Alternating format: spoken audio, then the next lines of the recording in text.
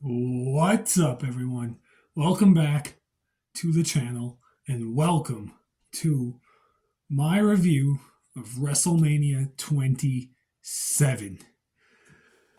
Oh boy, this was not that good. So I'm filming this. I watched it and I'm filming this a couple days before Christmas because with the whole Christmas holiday thing, I'm probably wouldn't have time to watch, film this, and post all three because I just have a lot going on during that week between Christmas and New Year's. So you guys are seeing this on time. I just filmed it a couple days before Christmas. Anyway, so WrestleMania 27. Got the clipboard and my pen as always. Let's get right into it. Oops, that's going to happen a lot. Hitting my clipboard. Also, yes, I have the door open. It's kind of hot in my house right now, which is kind of surprising. It's the middle of winter in Wisconsin, so I'm kind of surprised it's hot, but that's why the door is open. Anyway, let's get right into this. WrestleMania 27 happened on April 3rd, 2011 at the Georgia Dome in Atlanta, Georgia, which is the previous stadium of the Atlanta Falcons. There were 71,617 people in attendance. And this was the WrestleMania that was hosted by The Rock. And correct me if I'm wrong, but I think this was the first WrestleMania with a guest host. I could be wrong on that, but I don't think I am. I think I'm right. So they opened the show with The Rock doing but doing a segment, getting the crowd on his side and everything, just getting the crowd all happy and cheerful, being excited that they're there at WrestleMania. And right after that, we get right into the first match for the World Heavyweight Championship between Edge and Alberto Del Rio. Christian is in Edge's corner. Brodus Clay is in Alberto Del Rio's corner. This was, at one point, Edge's last match that he ever had. He had to retire. It wasn't the Raw after. I think it was the week after or 2 weeks after he had to retire. Obviously, 9 years later, he was able to return to the ring, which was a fantastic return. But anyway, Alberto Del Rio wins the Royal Rumble match this year. He won the 2011 Royal Rumble, which reminds me, is he the only person to win the Royal Rumble and Money in the Bank in the same calendar year? Someone comment down below and let me know, or 24/7 if you know the answer to that. Text me and tell me. But I think he is. I think he's the only person to win the Royal Rumble and Money in the Bank in the same calendar year. Anyway, but yeah, that's how we got to this match. Alberto Del Rio he won the 2011 40-man Royal Rumble match. And is my phone crooked? Okay, I'm sorry, guys. Anyway, yeah, so Alberto Del Rio wins the 40-man Royal Rumble match. And he chose to face Edge at WrestleMania for the World Heavyweight title. And this was a decent opening match. It wasn't great, but it wasn't horrible either. They had the big cube hanging down, and during his entrance, Edge almost like hit his head and ran into it, and then they never lowered it down again after that. So it was just hung way up there. um, so they had that. Um, yeah, so they just had some good stuff in this match. It wasn't great. Del Rio took a nasty bump on the outside. He went through the ropes. Edge ends up winning the match. It was decent. I gave it 3 stars. Like, not really a whole lot to talk about for this match. After the match, though, Edge is walking up the ramp and he walks past Alberto Del Rio's car that he had. I forget what type of car it was. And Christian comes back out from backstage with a crowbar and a baseball bat.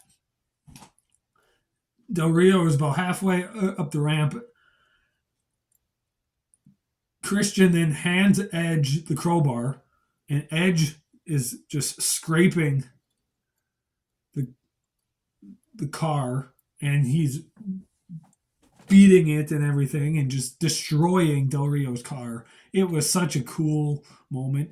I've never been an Alberto Del Rio fan. I never was. I hated his gimmick. I hated his matches, his promos. Like, I did not like him at all. And so this was awesome to see. I loved. Oh, okay. I got a notification there. I loved that this happened because I hated Del Rio. He was, yeah. So I was smiling and laughing the whole time watching this because it was just awesome seeing Del Rio get angry that his car was being destroyed. I loved that. But yeah, Edge wins. I gave it 3 stars. Up next, we had Cody Rhodes versus Rey Mysterio. Fun fact, this was actually Cody Rhodes' first ever one-on-one match on pay-per-view. That might be hard to believe because he was in WWE for like 4 years at this point, 4 or 5 years. But yeah, this was his first ever one-on-one match on pay-per-view. This match happened because apparently, and I watched an interview with Cody Rhodes on YouTube. Apparently, he said that Rey Mysterio, it was Mysterio who chose to work with Cody. Mysterio dragged Cody Rhodes into Vince's office, and Mysterio was like, "Hey, I want to work with Cody Rhodes at WrestleMania." And Vince was just like, "Okay, let's do it." And so here's the match. And it was okay. Rey Mysterio had a Captain America inspired gear, which was awesome. I love Captain America. But this was around the time, too, that Cody Rhodes was wearing his mask, that plastic mask, because the storyline was that Rey Mysterio shattered Cody Rhodes' face on a 619 from his knee brace. And so Cody had to wear this mask, this protective face mask. And so this was, I want to say, his first match he had wearing it. I think. I could be wrong. But then throughout the match, Cody was just targeting Rey's knee and taking the knee brace off and everything and just damaging his knee. And then at one point, Rey Mysterio removed Cody's mask, gave him a 619, and then Mysterio put the Cody Rhodes' plastic mask on and hit a couple flying headbutts and then a diving headbutt off the top. And then Mysterio hits a suicide dive, or he attempts a suicide dive, but then once he flies out, Rhodes grabs Mysterio's knee brace, hits Mysterio in the head with it, drags Mysterio back into the ring, hits the crossroads. 1, 2, 3. Drop my pen. Cody Rhodes wins. I gave the match 2.5 stars. Where's my pen? Here it is. I gave the match 2.5 stars. It was okay. Nothing great. Nothing bad either. Just kind of straightforward. It did what it needed to do. I actually kind of liked this version of Cody Rhodes. Like, I mean, he's nowhere near as good as he is now. The American Nightmare gimmick is the best gimmick he's ever had. But I did like this version where he wore the plastic mask and was putting paper bags on people's heads. For some reason, I actually kind of enjoy that. Don't know why, but I do. Okay, this is where the show really starts to get bad. We had an 8-man tag team match. We had the Core, which was Wade Barrett, who was the Intercontinental Champion at the time, Heath Slater and Justin Gabriel, who were the tag team champions at the time, and Ezekiel Jackson versus the Big Show, Kane, Santino Marella, and Kofi Kingston. This was supposed to be Santino and Vladimir Kozlov, but I guess the Core attacked Vladimir Kozlov at WrestleMania Access the day before or something. And so Kofi Kingston was the replacement. And this match was very short. It was like a minute and a half. Heath Slater was the only legal man of the Core in the match. And then there was one tag on the other side. I think it was Santino, and then he tagged in Big Show. Big Show hit the KO punch. Everyone else did their stuff. Match over. Big Show, Kane, Kofi, and Santino win. I gave it 0 stars because it's a minute and a half. It's not terrible, but it doesn't deserve a star rating either. Like, the minute and a half we got, I enjoyed. But the fact that it's only a minute and a half, it doesn't deserve a star rating, if that makes any sense. So, yeah.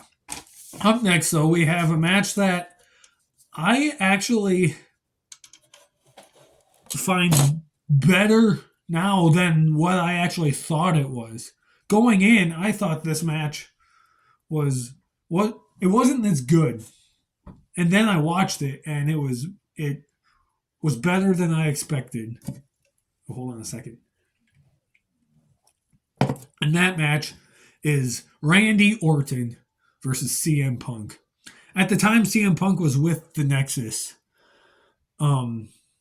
This all started because I guess CM Punk wanted revenge for what Randy Orton did to him at, what was that, Unforgiven 2008, when Punk was the World Heavyweight Champion and he was going to compete in the championship scramble match, and Orton punted CM Punk in the head and he had to lose his title so he couldn't compete in the scramble match.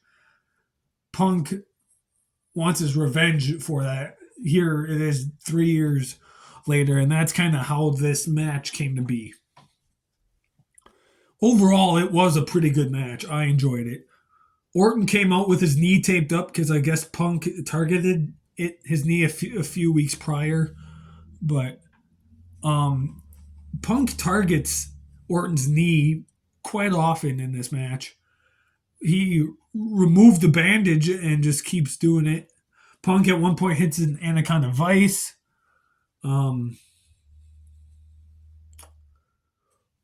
At one point, then, Orton teases hitting CM Punk with the punt kick in the head, but his knee just gave out on him as he was sprinting towards the thing. And then, out of nowhere, at the end of it, Punk goes for his springboard clothesline thing he sometimes does, and then Orton gets up out of nowhere, RKO. It's great. Randy Orton wins. I gave the match 3.5 stars. It was pretty good. I enjoyed it. A lot better than I thought it was, because I haven't seen this match or this pay-per-view in years. And I remembered, I knew the match happened on the card, but I didn't remember it being quite this good. I thought it was one of the not so good matches on the card, but I actually enjoyed it. I thought it was decent. I liked it quite a bit. But we go from a match I liked quite a bit to a match that I didn't like at all, that no one likes at all. Michael Cole versus Jerry the King Lawler. It actually kind of surprises me that Jerry Lawler never had a WrestleMania match at all before this. Because like he was a regular wrestler on the roster back in the mid 90s from like 90 what was it 93 to 97 before he switched to do commentary pretty much full time. So that 4 years there, I'm surprised he didn't actually ever compete at WrestleMania. And his one and only Mania match is against someone who's not a wrestler, who's a commentator, Michael Cole. So I was actually talking to 24/7 about this match this morning, and he asked me how it was, and I told him, I said, Stone Cold Steve Austin, who I forgot to mention is a special guest referee for this match, he made this match tolerable. Like, I said, this match is bad because of Michael Cole. Jerry Lawler looked fine. His performance looked good. But that's because he's a wrestler. He knows what he's doing. Michael Cole is the reason why this match is bad. Nothing against Michael Cole as a person. I'm sure he's a very awesome person if I ever got to meet him. He's good at commentary. I think he's underrated at commentary. He's great there. But him actually wrestling and his heel commentator gimmick was not so good. And like I didn't write very many notes down, or at least nothing worth talking about here, because it just wasn't good. Jack Swagger's out there. At one point he tried to throw the towel in and end the match, but Stone Cold is just like, nah. And Jack Swagger gets up into the ring. Stone Cold drops Swagger with a stunner. Yeah. And then Jerry Lawler makes Michael Cole tap out, supposed to win the match. But because Stone Cold got involved and he shoved Michael Cole and then hit Swagger with a stunner, the anonymous Raw general manager, who remembers that era? I sadly do. But the anonymous Raw general manager came on and said, due to Stone Cold Steve Austin getting involved, shoving Michael Cole, Jerry the King Lawler has been disqualified and Michael Cole wins the match. Why? This match just wasn't good. And the whole thing, so the match from bell to bell is only about 15 minutes, roughly. But if you count entrances plus the whole segment after with the anonymous general manager and Stone Cold drinking beer and dropping stunners on everyone, the whole thing itself was like half an hour. And mind you, Stone Cold was great. The stuff that he did was awesome. The stunners he dropped, fantastic. But you can't just grade a match just for that. You have to grade it as a whole. And because of that, 0 stars, no rating. It sucks. I'm not going into the negatives. The Miss WrestleMania Battle Royal went into the negatives, and this isn't quite that bad, but it still sucks a lot. Okay, I'm done with that match. Let's move on to the best match on the entire card by far, a no-holds-barred match between The Undertaker and Triple H. So, The Undertaker has said multiple times in the past that he looks at this, the 2 matches with Shawn Michaels and the 2 with Triple H here, as one long 4-year story. WrestleMania 25, you have Shawn trying to end the streak and not succeeding. To WrestleMania 26, where Shawn knows he can beat the Undertaker, and he scratches and claws his way to a match starting at the Slammy Awards, through the Royal Rumble and the Elimination Chamber and everything in between. He tries to scratch and claw his way to a rematch, and he finally gets it, only to have his career on the line and ended by The Undertaker. And then you have this match here against Triple H, where Triple H is trying to do what his best friend could not do, and that is defeat The Undertaker at WrestleMania. And just so much going on. There's fighting on the outside. There's a suicide dive. There's a spine buster through the commentary table. They get thrown into Michael Cole's coal mine he had, that plastic thing that he always sat in to do a commentary. They kicked out of each other's finishers, back-to-back pedigrees. At one point, Triple H did a tombstone. Just so much going on. This is by far the best match on the entire show. There's no question about it. It's phenomenal. That's a word I don't use too often, but it is. It's great. And then to end it, Undertaker has Triple H in the Hell's Gate. Triple H has a sledgehammer. He drops it. And then he tries to feel around for it. He finds it, picks it up, just drops it again. And he's just sitting there tapping out. The Undertaker wins the match. I gave it 4.5 stars. I didn't give it 5 because their Hell in a Cell match is better, and that's a 5-star match to me. But afterwards, The Undertaker had to get carted out. And I guess from a video I saw on YouTube, they had to fight for that finish. Vince didn't want that to be the finish. Originally, Vince said no. But they had to fight for it because Vince's mindset was The Undertaker always walks out. No matter what, he always walks out. This was the first time in his career that he was carried out or carted out. And Vince didn't want it. And Undertaker and Triple H felt like the match needed it because they knew, I guess at that time already, that they were going to face each other at 28. And this was their way of making the story continue into the Hell in a Cell match at 28. So eventually they managed to get Vince to okay that finish, and it went as planned. And I'm actually kind of glad that Vince okayed it because what a match.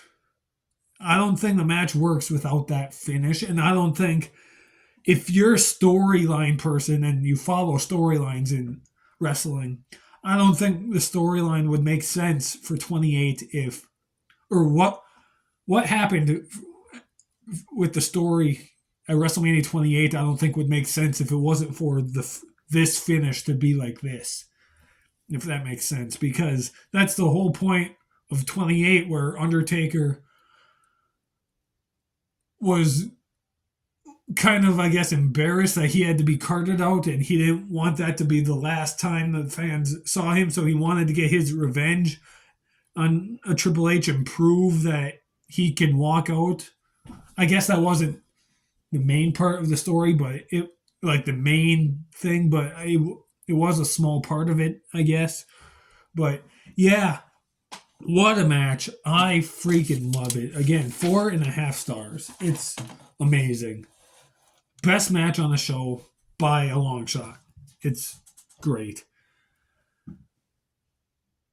And then 2 matches back to back that just are not so good.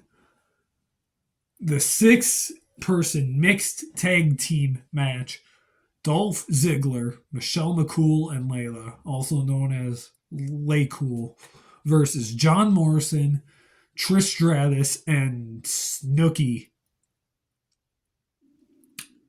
First off, I never watched that show that Snooki was on, so when this happened back in 2011, I had no idea who Snooki was. This was my introduction to her. And I'm just like, why? The thing with this match, though, first off, it was only 3 minutes. The men, John Morrison and Dolph, were never the legal men, the legal participants in the match. They did one move against each other in the whole match, and that was it. Everything else was Trish, Snooki, Layla, and Michelle.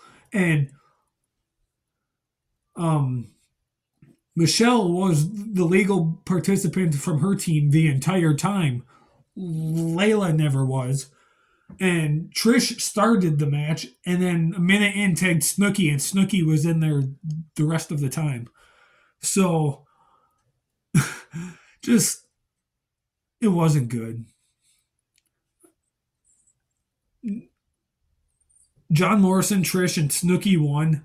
I gave it 0 stars because it wasn't good. That's 3 matches on this show that I gave 0 stars. Why? That's why this show is so low, because you have an 8-match card and 4 matches suck. I'm getting to the 4th one shortly, but like, dang, this sucks. But let's get to that 4th one. Get it taken care of, out of the way. The WWE Championship match. The Miz walking in as WWE Champion, defending against John Cena.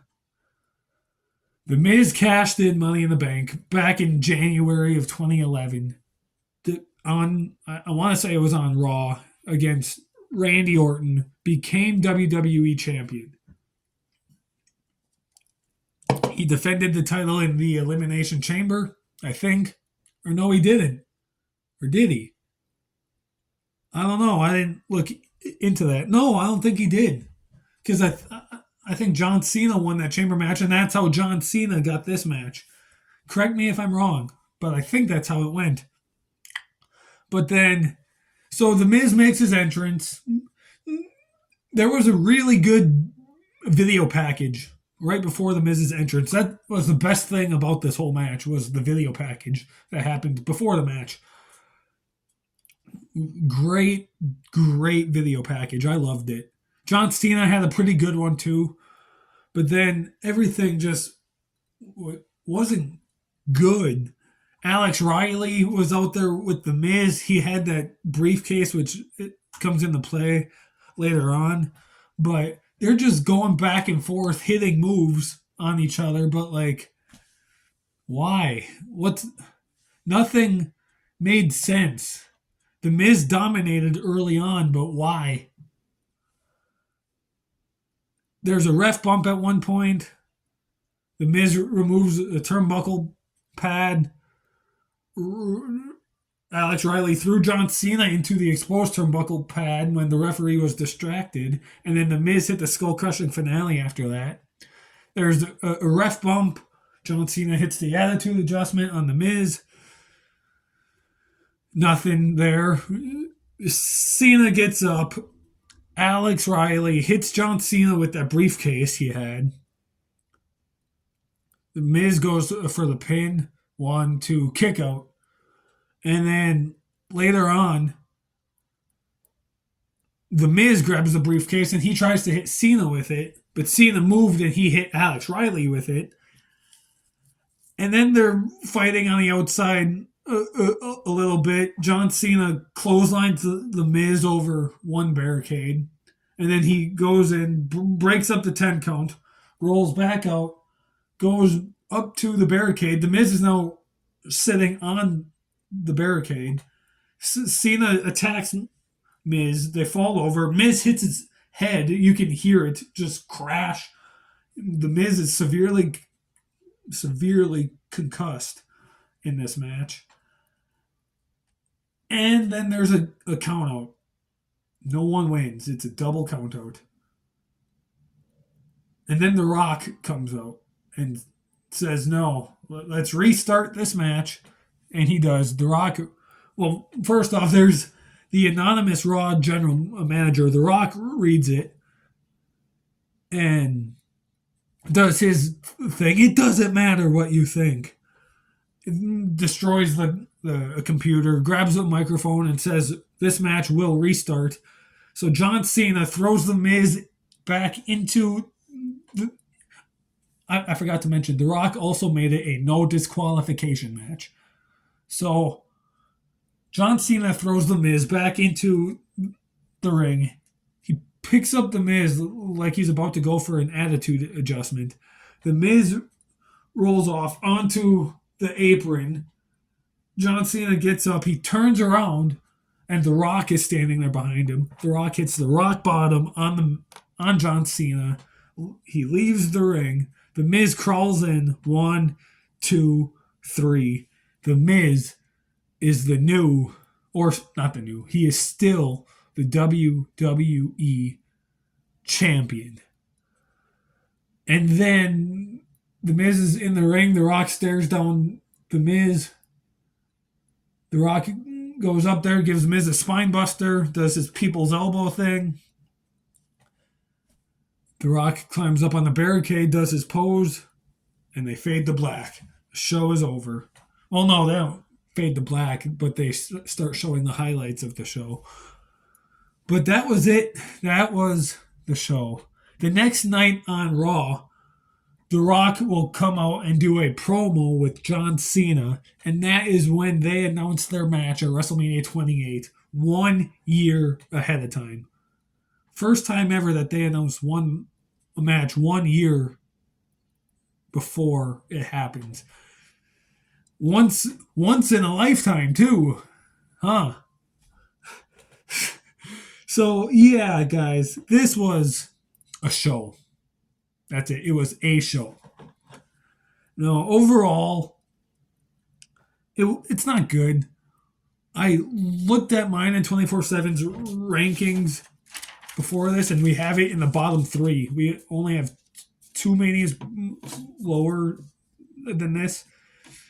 I think I would boost it a little bit, but not much. I would move it up maybe 2 spots, because the good stuff is really good. Undertaker and Triple H, Randy Orton and CM Punk, Edge and Del Rio. Like, the good stuff, though I'm not an Alberto Del Rio fan, Edge saved that match. You know how big of a fan I am of Edge. I mean, clearly got the hat on.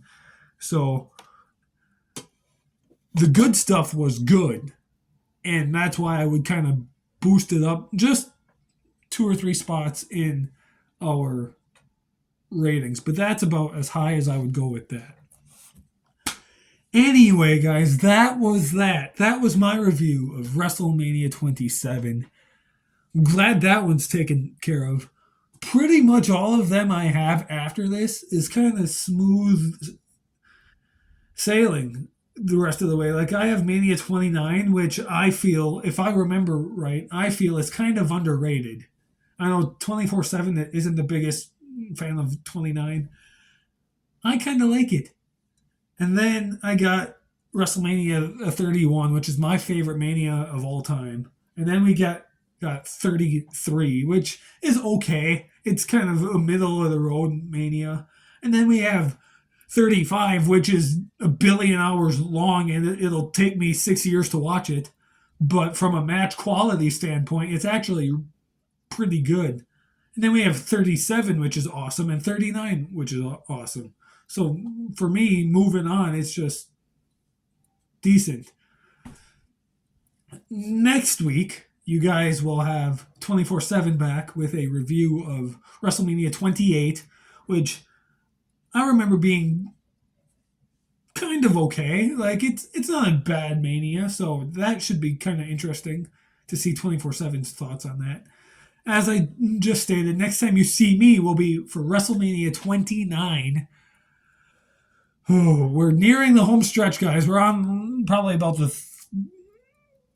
30-yard line. We just have about 12 of these more to do, and then we finished.